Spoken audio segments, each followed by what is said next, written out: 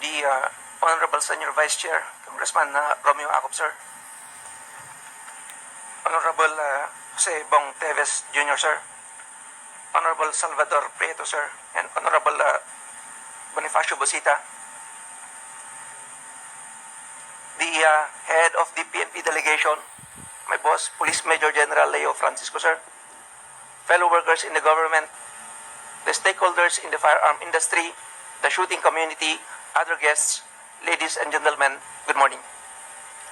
At the outset, the PNP is grateful for this initiative to make another amendment to Republic Act No. 10591 in order to address various pressing issues and concerns related to the regulation of firearms and ammunition.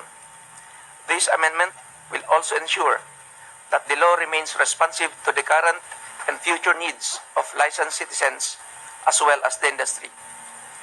The PNP greatly appreciates the effort of the House of the Representatives in coming up with three proposed bills, namely House Bill No. 893, an act amending Republic Act 10591, in order to promote a higher standard of protection, increasing its penalties and sanctions, and for other purposes. House Bill No. 9718, an act amending Republic Act 10591, Section 9, Paragraph 5, known as Comprehensive Law on Firearms and Ammunition, limiting the number of registered firearms and ammunitions and providing penalties for violations thereof. And House Bill No. 11141, an act amending certain sections of Republic Act No. 10591. Noting the need to facilitate the processing of licenses and permits, including legitimate trade, ensuring public safety and security should still be the utmost priority to consider, making sure that this is not compromised. Upon reviewing the said House bills, the PNP would like to express reservations regarding certain provisions, especially on the number of ammunition that may be owned and possessed by a licensed citizen.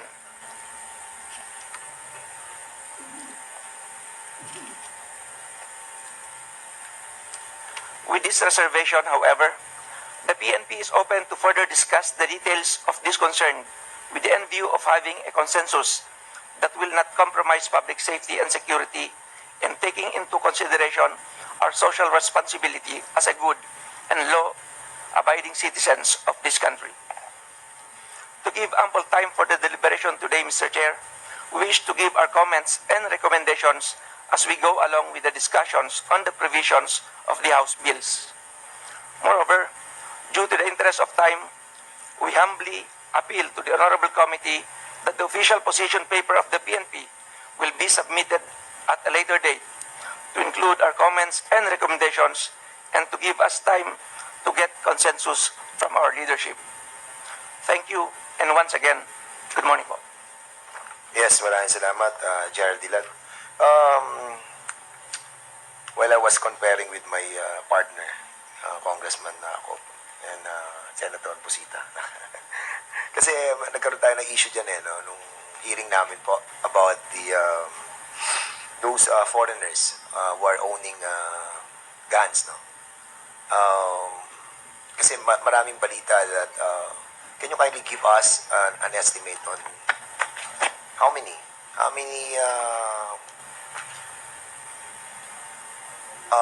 fake documents that was secured by those foreigners to acquire license from FEO.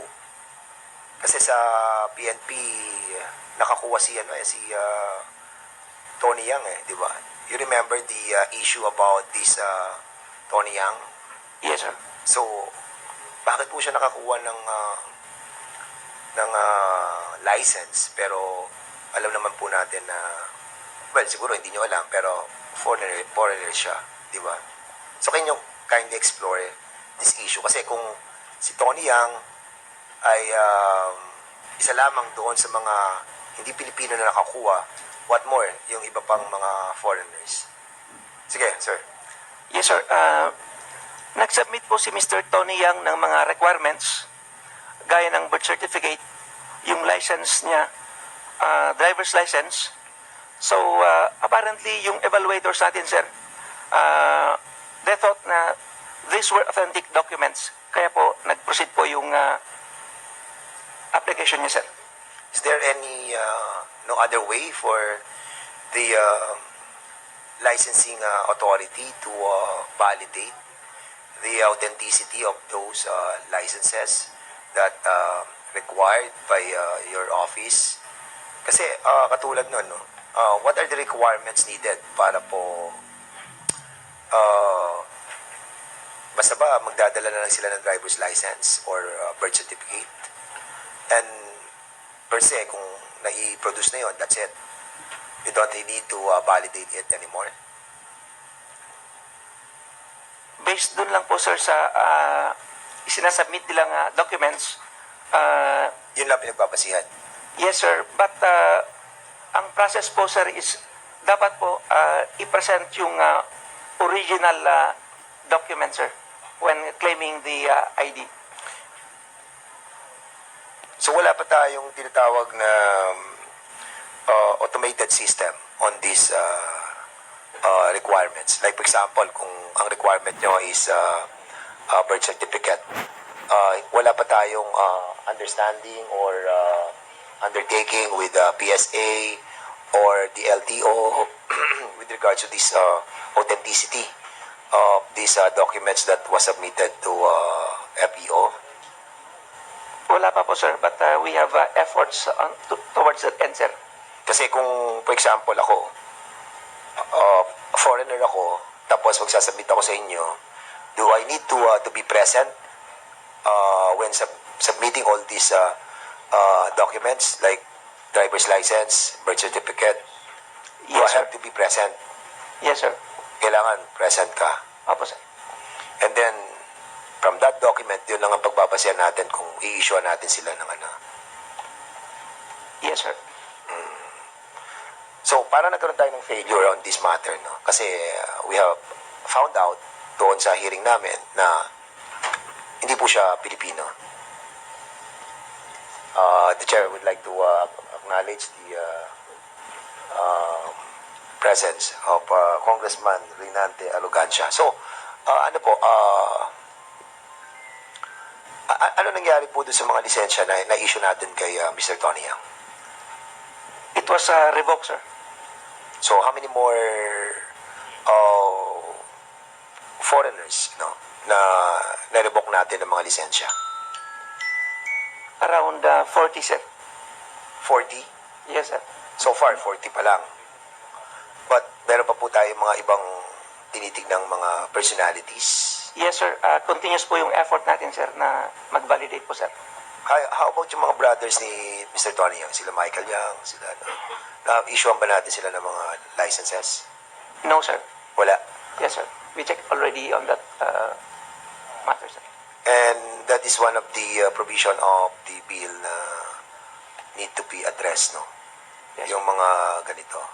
And doon sa bill natin, merong provision doon that foreigners can be issued licenses, no? Yung mga permanent resident na mga foreigners. So yun yung i-discuss natin po sa technical working group that will be created by this committee in a while. So baka may mga question ang ating mga members about this issue. Congressman Bosita. Mr. Chair, you are, actually, wala you po are akong- recognized. Thank you, Mr. Chair. Actually, wala po akong questions to any resource person.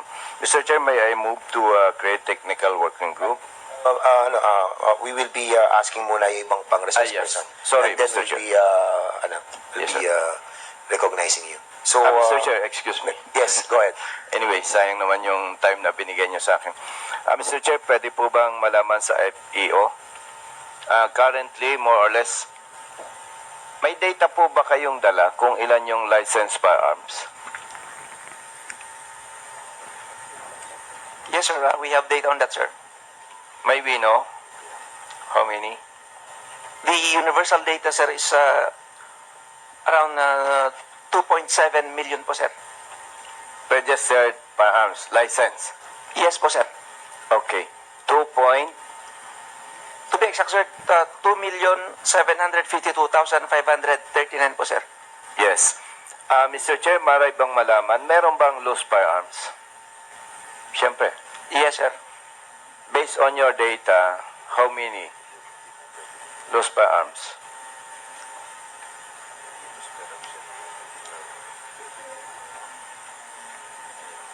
We have around 545,742 firearms that can be categorized as loose firearms because they cannot be renewed anymore, sir. Kasi po, na-revoke po sila, sir.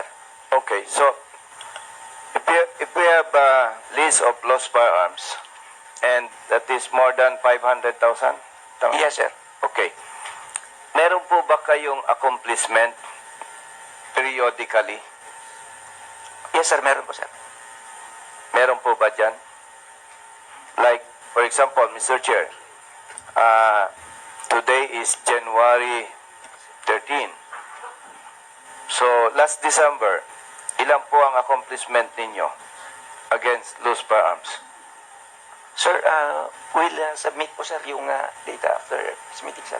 Mr. Chair, pwede po bang mag-request na to direct the PNP to submit list of their accomplishments with regard to the lost firearms periodically, Mr. Chair?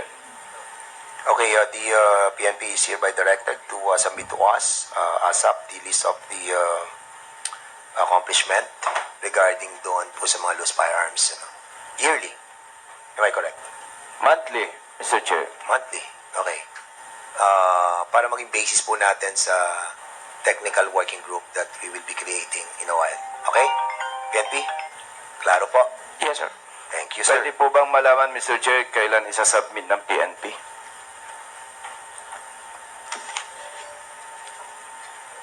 Within this week, sir. Within this week, siguro, Mr. Chair, kahit until Friday this week. Kaya po ba, PNP? Yes, sir. Yung po ba isasubmit nyo is good for 2024? Yes, sir. Apo, sir. How about yung ibang years po? Can you submit? Yes, sir. Cumulative na po yun, sir. Okay. Thank you, Mr. Chair. Okay, so kung wala na po tayong punta tayo sa Nika, no? Nika, being represented by si Director Silvio, Directorate for Counterintelligence. Director Perlu, Silvio, you are now recognized. Maraming salamat po, Honorable Dan Fernandez and other members of this committee, colleagues in the government, stakeholders from the firearm sector. Magandang umaga po ulit. In behalf of NICA, we'd like to recognize and appreciate the initiatives of the Honorable Congressman for initiating these three bills. And for NICA, rest assured, sir, rest assured that we will be continuously collecting informations, gather this in line with the emerging threats, both at the domestic scene and at the international level. Of course, we will be glad to share informations also, and for that, we will be submitting our position within this week, Mr. Chair. That's all. Magandang umaga po sa ating lahat.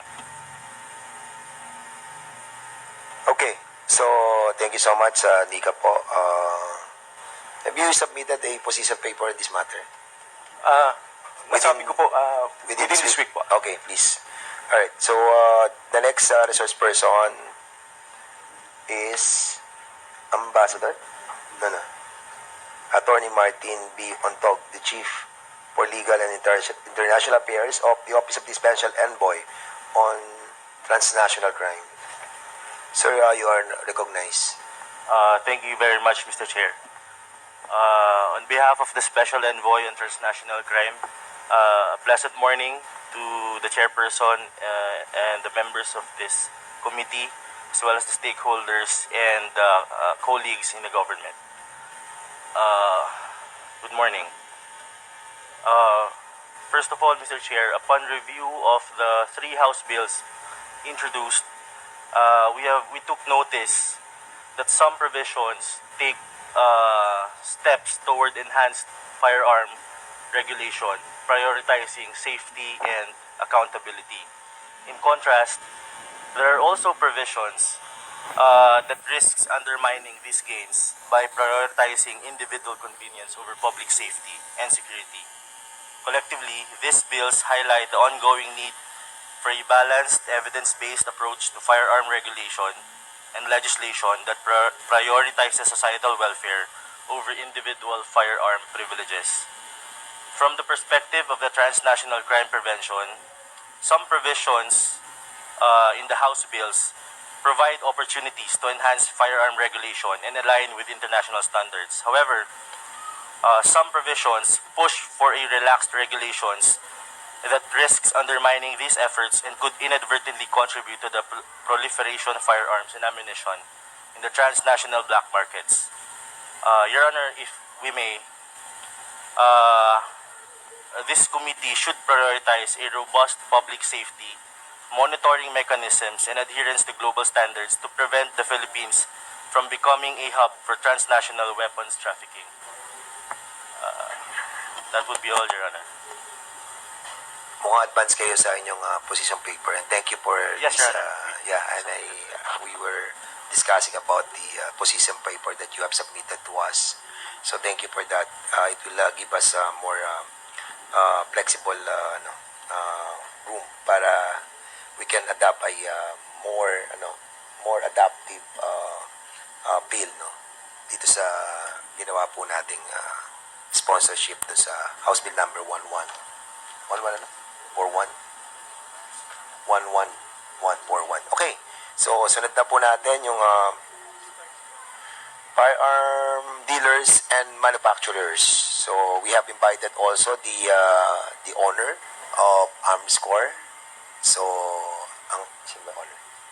Armscore, si Miss Christina Tuason. Ma'am, you are recognized. Ay, sino po? Yung Firearms and Ammunition Manufacturers Association of the Philippines, PAMAP, si Miss Gina Marie, ang angko, ang presidente. So, ma'am, you are now recognized. Go ahead. Thank you very much, Mr. Chairman, to the honorable members of the Congress and our fellow stakeholders in the industry and our partners in the various government offices. We are very happy that this House bills are being taken up. We have no opposition, and we truly support the need to have peace and order in our country. However, we do want to emphasize that there are illegal manufacturers and illegal dealers and owners of illegal firearms that put a bad light on our industry. And we have identified some of the provisions here. Many of them are all right, some of them are not. But we will present a formal position paper once we start finding out what other concerns are. But one of the issues here, do you want to take it up regarding the number of firearms? There is a bill here that regarding the number of firearms that an individual can possess. We have allowed, the PNP or the government has allowed type 5 license holders, meaning they can own more than 15 firearms. And there are some who already have more than that. Based on this law number,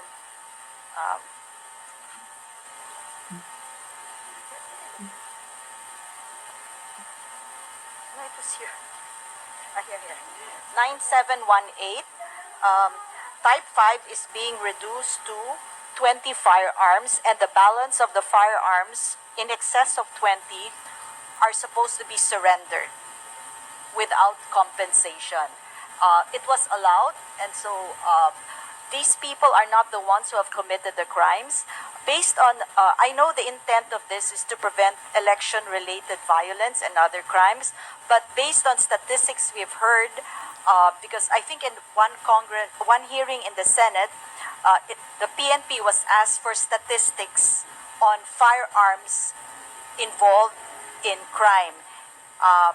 Without that, the latest statistics we've heard is illegal legal firearms only account for 0.005% of the crimes involved in firearms. So this is a very small, of course, every crime is not good, but if we are going to look at the efforts put on controlling and further regulating the legal industry without doing more against the illegal industry, we are being put at a disadvantage when we follow the law carefully. So we'll go as we go along. We'll maybe request to put our position. Thank you so much, Ma'am Gina. We will be inviting you over on the technical working group. Yes, don't we'll worry. be very So, happy to support that. All right, thank you so much. So, we have also invited yung ating pong mga shooting associations and gun owners associations. So, sa Metro Arms Corporation, kasama po natin si Attorney Hector Rodriguez and Attorney Modesto Lacambra. Sir, you are recognized, please. Ano susunod dito? Thank you, Mr. Chairman, and thank you to the members of this committee. It has been 10 years since the Republic Act 10591 was enacted. It was and took effect sometime in 2014. And we welcome the move of this committee to revisit the law and introduce amendments based on our experiences in the implementation of the said law. So we fully support that.